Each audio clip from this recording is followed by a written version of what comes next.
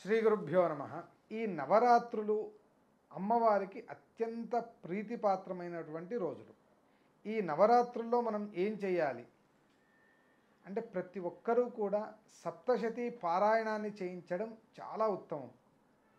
కుదిరితే చండీ హోమం చేస్తూ రావాలి.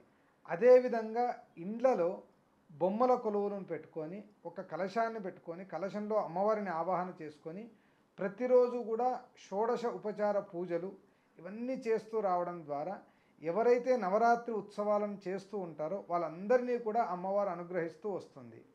సరే స్వామి, మేము ఇవన్నీ చేసేంతటువంటి శక్తి మా దగ్గర లేదు. ఆ విధంగా ఉన్నవాళ్ళు ప్రతి ఒక్కరూ కూడా ఉదయమే లేచి స్నానాది కర్మలన్నింటినీ ఆచరించిన తర్వాత ఒక 108 సార్లు సర్వమంగళ మాంగళ్యే శివే సర్వార్థ సాధికే శరణ్యే త్ర్యంబకే గౌరి నారాయణి నమోస్తుతే ఈ మంత్రాన్ని ఒక 108 సార్లు కానీ 336 సార్లు కానీ 1008 సార్లు కానీ జపం చేస్తూ రావడం ద్వారా ఈ నవరాత్రులు అన్నీ కూడా శాస్త్రీయంగా మనం ఆచరణ చేస్తే ఎటువంటి పుణ్యం లభిస్తుందో అదేవిధంగా ఈ మంత్రాన్ని భక్తితో మనం జపం చేయడం ద్వారా కూడా అటువంటి పుణ్యాన్ని మనం పొందేదానికి సాధ్యమవుతూ వస్తుంది.